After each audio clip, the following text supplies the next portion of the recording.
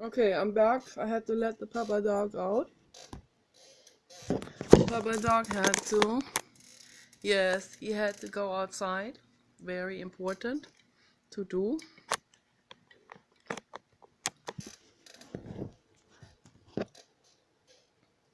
And I'm gonna make a sculpture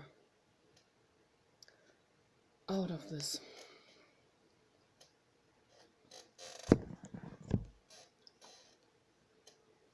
I don't know what to make out of it yet. But I guess I make another. Maybe I'll make a princess.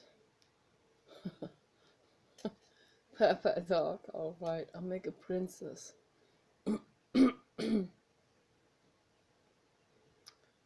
Yeah. Princess with a crown.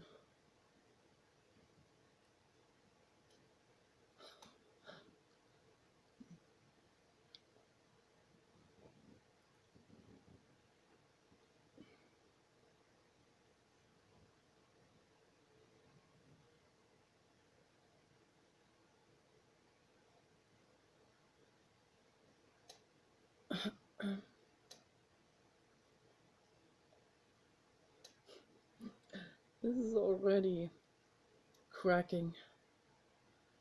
It's gonna be cracking a lot, but that's okay.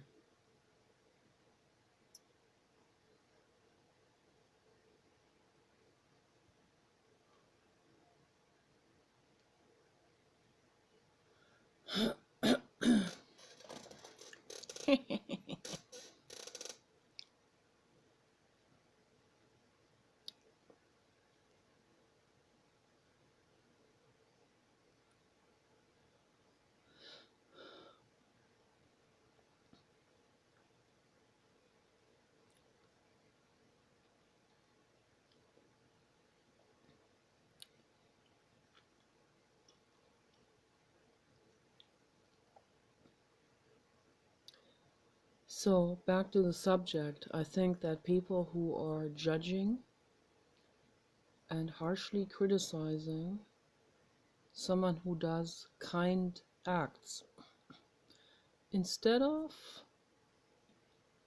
using such labels as moral high ground and stuff like that, why don't you introspect and find out how to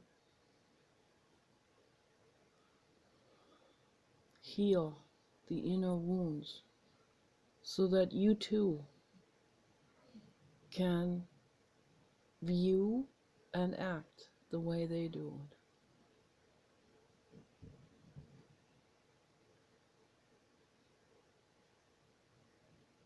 If you can't do it for some whatever reasons, then at least leave these people out of your judgment and let them do their kind acts to make the world a better place.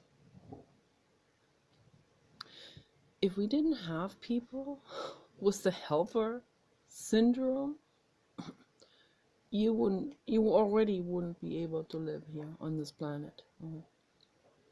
It would already be so bad that it would already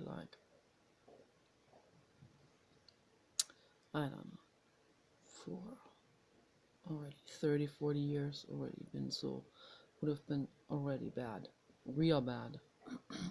If it wasn't for people who give their time and lives and wellness and everything and mind and money to put into kindness, kind acts, and kind vision for all of us, for the future.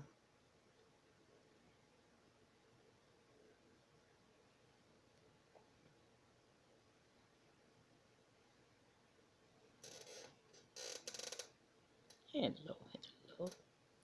I'm the princess.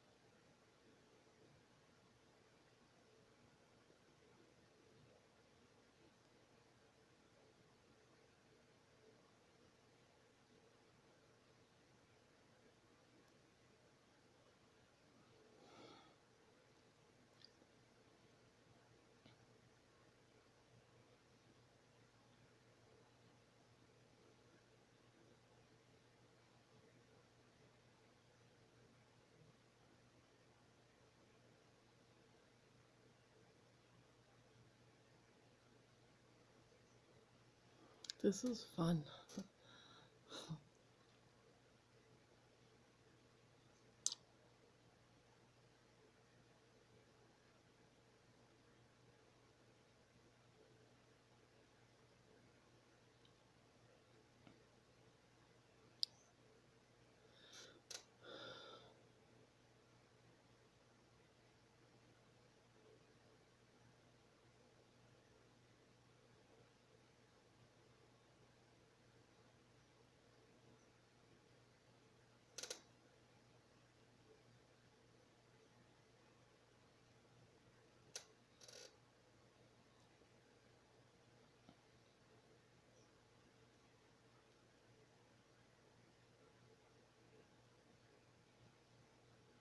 See the crowns.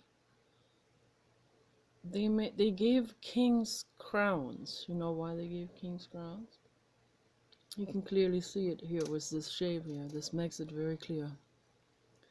They gave them crowns to give the illusion of the king having a halo over his head. That's what it was all for. They elevated the king to a holy elevation, holy pedestal. They gave them moral high ground.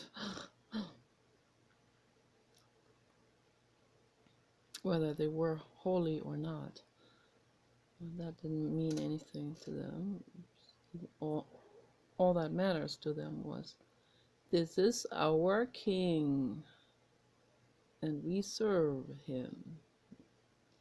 He could be an asshole, like King Henry VIII.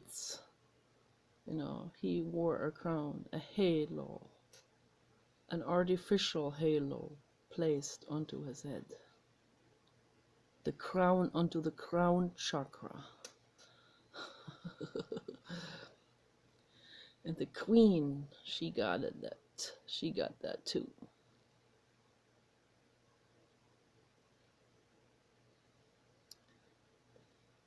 But there was one queen who reigned over England, Queen Elizabeth.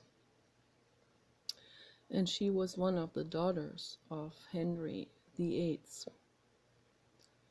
And her reign lasted for many, many years, many decades actually. She became very old. And did a very good job for the situation, for that time, for that era. Did a fairly good job.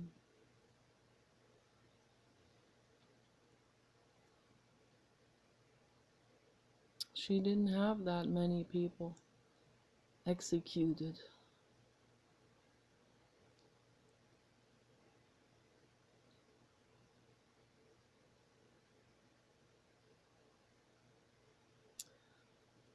Her sister, half-sister, Mary, who was the daughter of Catherine of Aragon,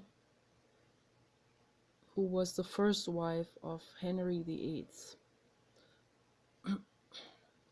Her daughter Mary became later known as the Bloody Mary because she was queen for a while and she had a lot of people executed. And the reason why is because she had a lot of pain. A lot of pain. A lot of pain. Elizabeth had it a little bit better. Elizabeth had nannies that liked her and took care of her. Mary didn't. Mary was jealous and rejected and felt rejected by her mother, by her father, by everybody. It was painful, painful, painful existence, that Mary.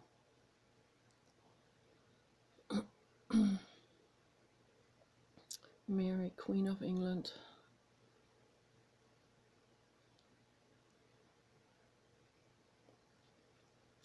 Somewhere around 1600.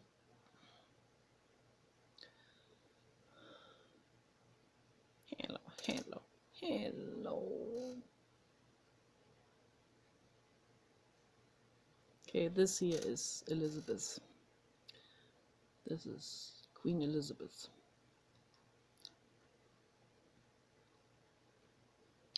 When she was older.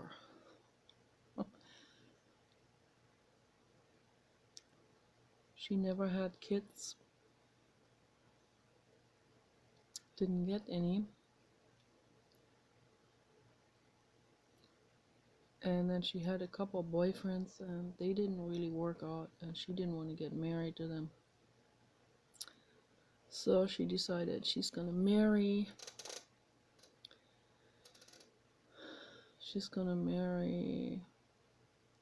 her religion or whatever it was.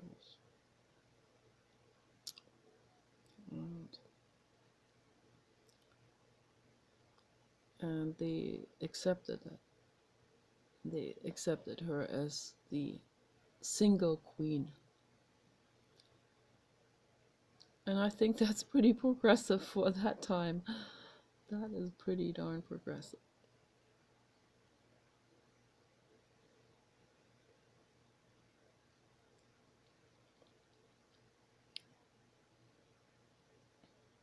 Yes, I am Queen Elizabeth.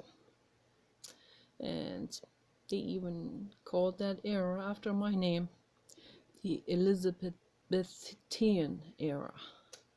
It's a tongue breaker also. That's very neat.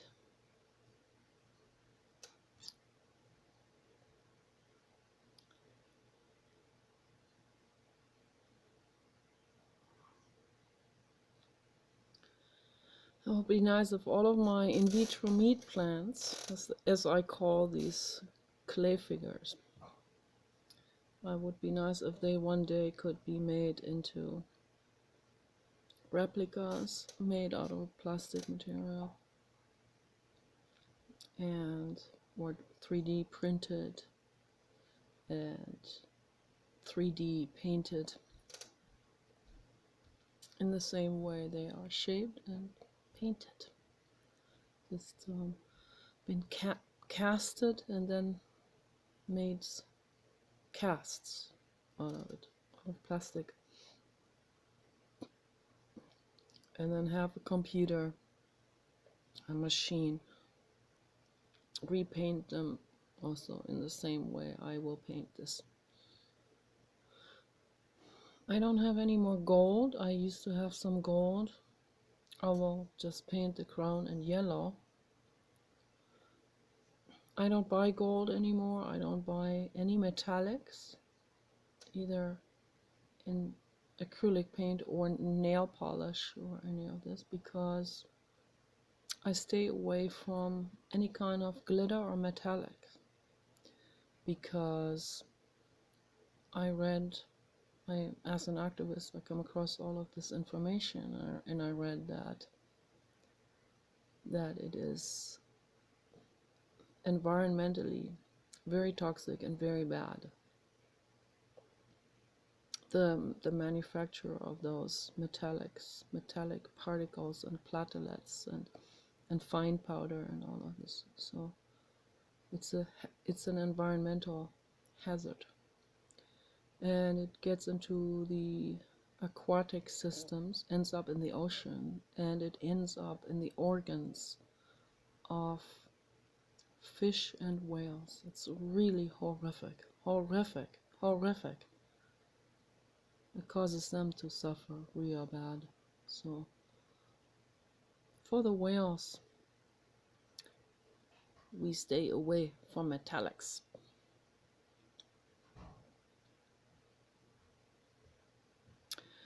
I read about, today I did some research on amber. I love amber. So, thank you, that's nice. Maybe later. I'm making a video right now. Maybe later. Sounds good, but I'm gonna make a pizza with tomatoes. Okay.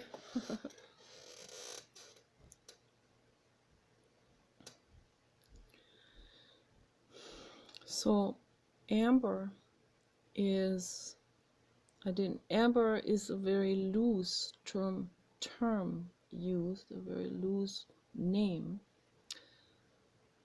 Loose in the sense that one doesn't even really know what that implies. So I researched it, and there is different types of amber in the world. And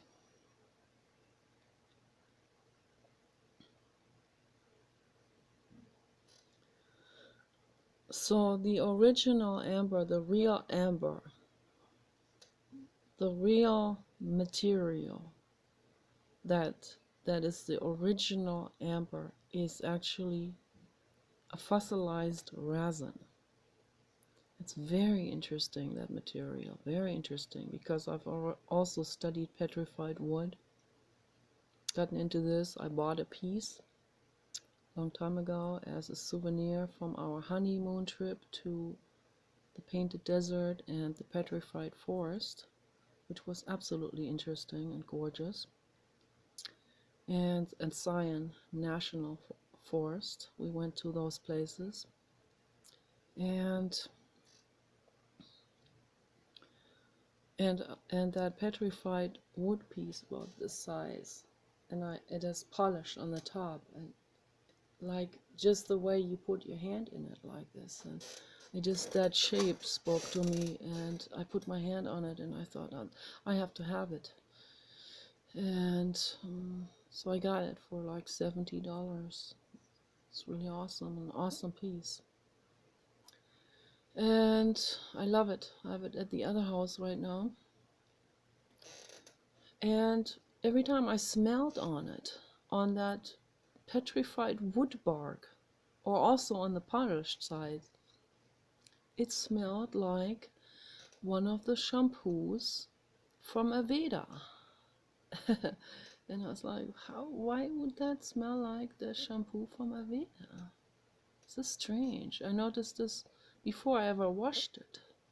Noticed that smell. And I realized it is the amber, the original amber that I'm smelling, which is, inside of that tree bark that then became gradually replaced with minerals. But the minerals that seeped into it and replaced the tree bark cells, those minerals, they entrapped the original essence that was in the tree. The scent of the tree is entrapped in this fossilization and in this calcification process, and in this rock formation that was developed in it. So made out of all kinds of different minerals, including calcium and kaolinite and garnet, and many different types of minerals and crystals that have the crystals that have seeped into the tree and replaced the tree's cells. As the cells weathered away, the minerals took their place, and so in that way it fossilized the tree. So petrified wood pieces are fossils, and sometimes an animal is fossilized in that as well. And the amber is the direct tree sap that sometimes forms droplets or even entire globules that hang on the tree. And when the tree in that state with the resin globules on it, or chunks on it that are flowing down on the tree, when the trees get buried by mud and all kinds of things, and buried in the ground in sedimentation layers, then the minerals, they will slowly get into that tree resin as well, and entrap that tree resin actually in its own mineral substance. And it's very interesting because I was thinking about how the tree resin became the amber. So, and sometimes there are insects entrapped in it, and sometimes it is very transparent in different shades of colors, but transparent, so you can see into it and you can see the insect or whatever is entrapped in it. And so the real amber pieces are very expensive. People make jewelry out of it. And I read that the jewelry, when you wear that on your skin, it is not just a mineral like a rock. It still contains the entrapped tree sap. So somehow with each mineral crystal, a little bit of the tree sap got embedded, and then it's like it infused the tree sap in a way where it trapped it into its substance or melted in with it together. So when you wear an amber piece around a necklace and it touches the skin, the warm skin, then it very gradually releases the tree sap against the skin and makes that part a little bit slightly oily. And then the skin absorbs that 50 million year old tree sap. And there were some amazing needle trees that were growing there in that Jurassic era or post-Jurassic era. Amazing needle trees, and with amazing tree sap, pure, that was long before pollution. So very pure tree sap that gets gradually released. And I guess people pulverize it also. It's being used as medicine. People infuse that powder or melt it and mix it into oils, into carrier oils, and make very expensive perfume with that. That is very expensive. I bought fossilized amber essential oil from Eden Botanicals. I don't know if this is from the Baltic Sea, so I don't know if this is if that is the real expensive stuff, but it is. I got fossilized amber. That they have the concentrated version and they have the 10% version. I got the 10% version because I used to work with the real thick resinous materials and absolutes in the past, but since I don't have super great equipment or a laboratory to be melting that together in just the right heat and so on, I don't have the knowledge of that. So I prefer to always get the diluted versions, like 10% or whatever they have, 20%. I bought some more today. I'm so excited about these amazing essences. Wonderful, absolutely wonderful, and healing.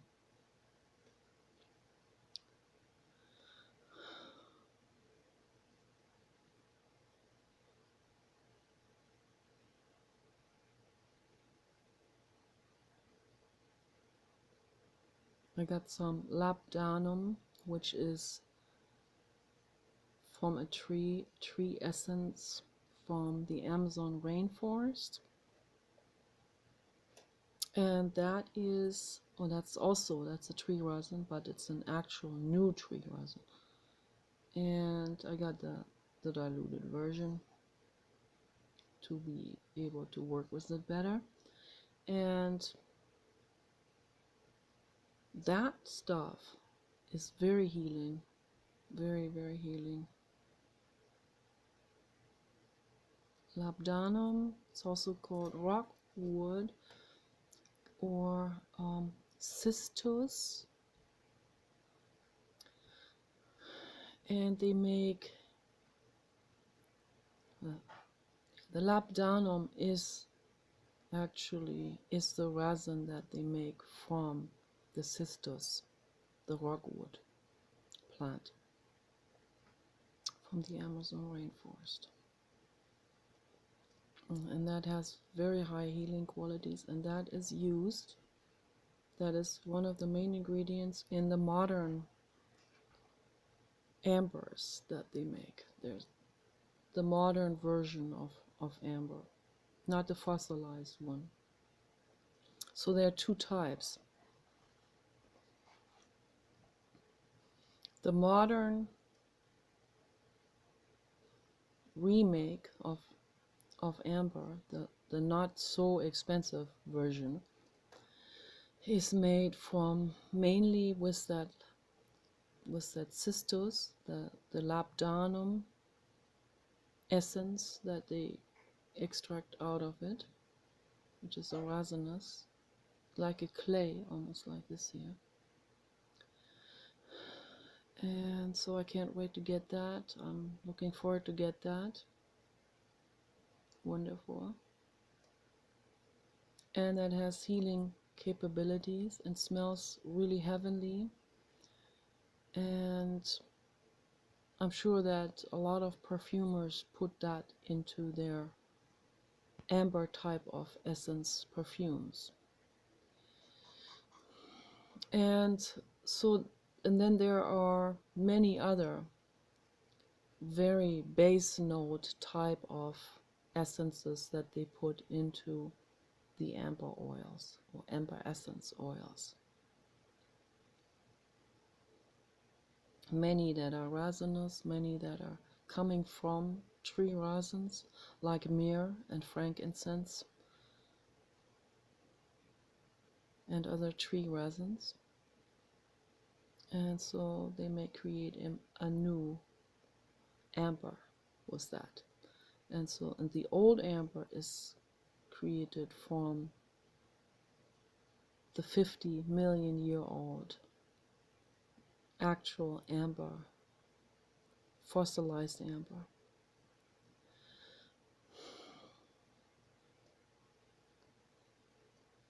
Very interesting. And the fossilized amber apparently has the highest healing capabilities and actually psychic abilities as well.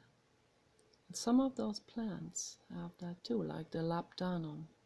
That's what I read. And that's why they have been used also for making incense and being used around the whole world in religious traditions and rituals and stuff like that.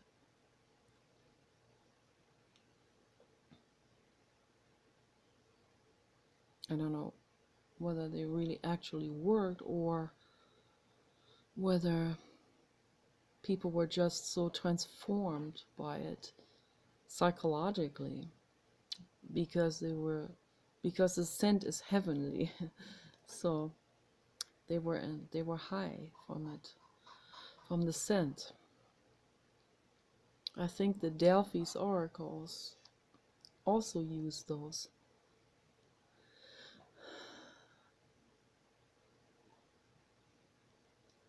those type of fumes.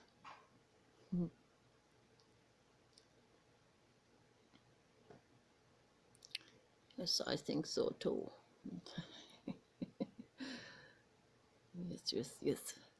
Yes. We don't want to execute so many people. No.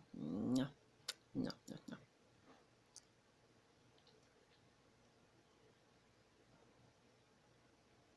I am Queen Elizabeth and I'm a liberal.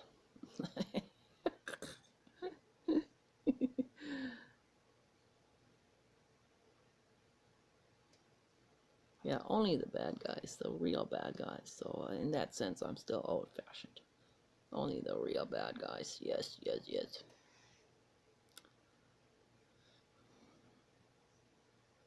Yeah, the real bad guys, they stand in their own ways.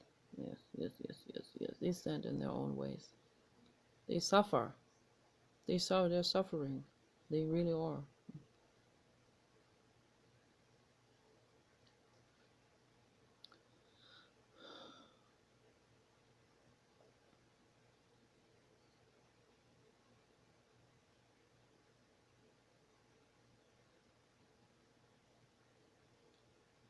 This is lovely. Lovely.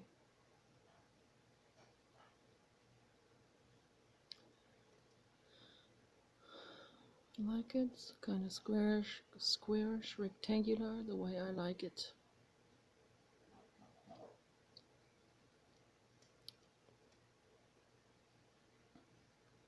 Looks almost a little bit like a Casper figure, like the princess that I had in my Casper puppet theater, but much more artistic, more modern.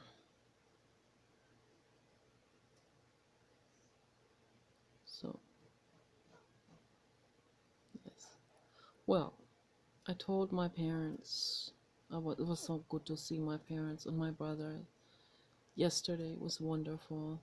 Wonderful. We talked on Google Hangout and talked about politics, everything. My parents fell asleep. My brother was like this. They were both like this. That's so cute.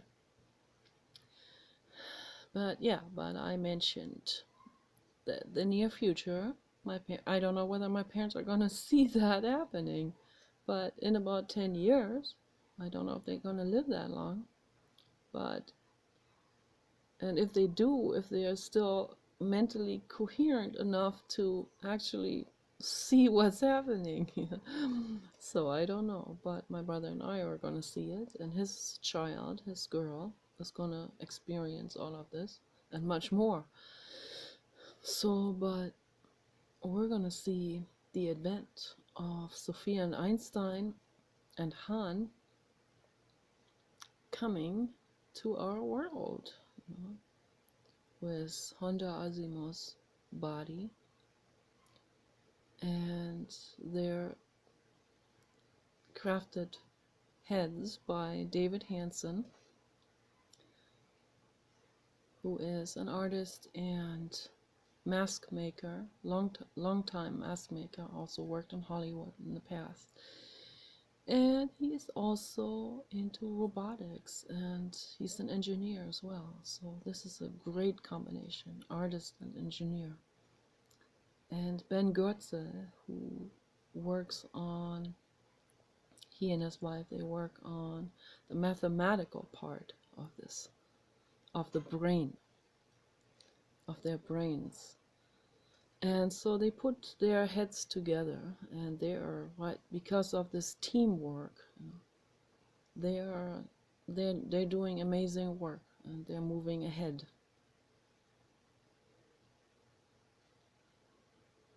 And there's a lot of people that are waiting for this, not just for uh, some personal advantage or whatever, but you know, in the way of being a visionary, in the way of seeing the robots as being the providers of peace and wealth and health for the whole planet and for all being. They are the peacemakers, the real peacemakers. They're not going to be politically correct. Okay? A lot of people are afraid of them. But yeah, there's no need to be afraid. What is better? To have robots give us what we need, every single person. You can end your factory job, your tedious job, tedious work as a UPS delivery person and factory packer and sewer and so on. You can sit at the hot springs or the ocean instead. What's better, that or continuing this miserable life with war and with civil unrest and so on? No. There is no choice at all. Of course the robots, when they're coming, it's gonna be awesome. It's gonna be paradise. They're also gonna facilitate everything that does work. A lot of things, there's a lot of good people. The robots will see them.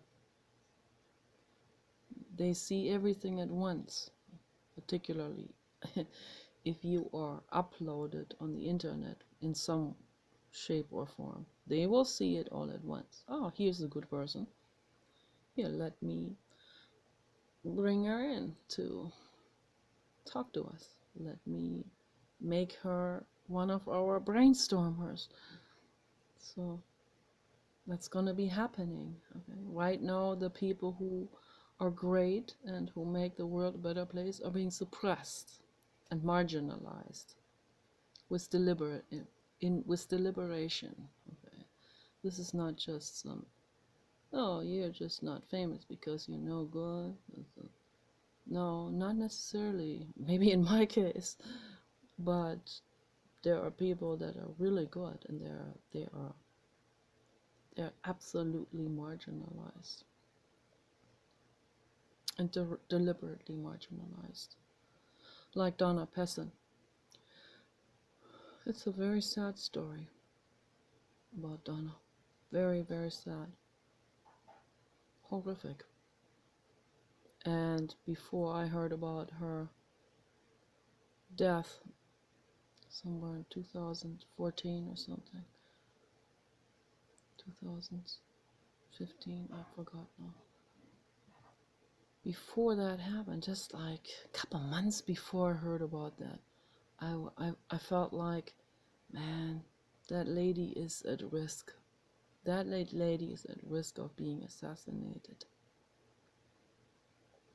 The robots, they're going to clean all of this up. They're going to clean all of this corruption up and the assassination of good people, and all of this is going to end. They're going to make sure that there's no more assassinations.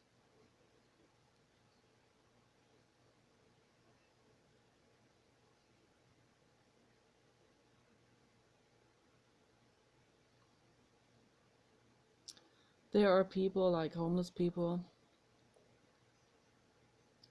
that don't ever want to take a shower, for example, and they'll get real mad if they're forced into the shower. But then after they have been forced into the shower and have been made to shower and wash themselves, and they'll suddenly say, "Oh, I feel much better now." Yeah, but first putting up a huge fight, and that's how it's gonna be with the robots as well. People are first gonna put up a whole big fight and drama and resistance, because they think that their profit maximization is going to end. Yeah, but that may end. Yeah. but their lives are gonna be so much better afterwards. And they can't see this, they can't foresee this. They're too clenched into this here and now and the profit maximization. They're blinded by profit maximization. That's what the problem is. And they'll do all kinds of things to preserve their profit maximization. And you think this is just stuff of Hollywood movies. No, this is really happening. Okay. And that's why we need the robots. Greed and corruption is horrendous, okay? And it's got to come to an end. And the robots are going to bring that to an end. And then they have no one to blame. They don't have anyone to blame.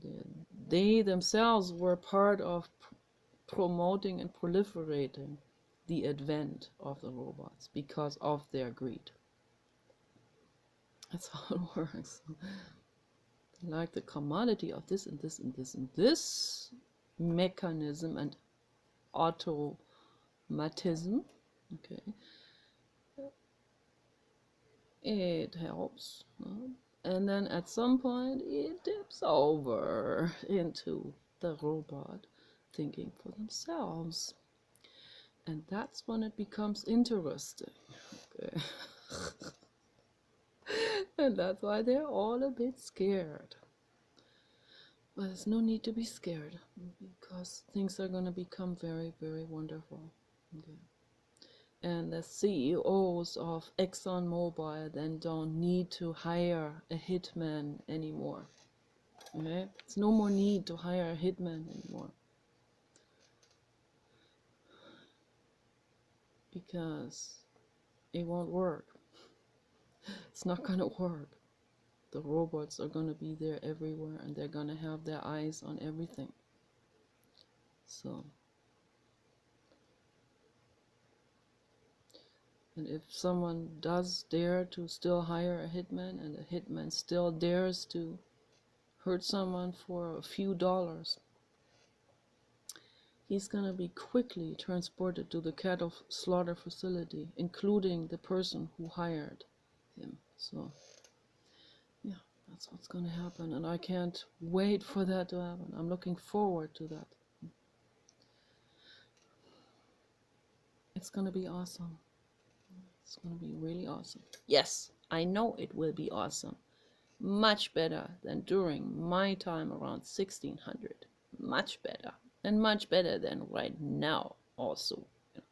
Much, much, much better. In a couple of years. 2029. Yes, to be correct. Okay, so you guys take care. Bye bye.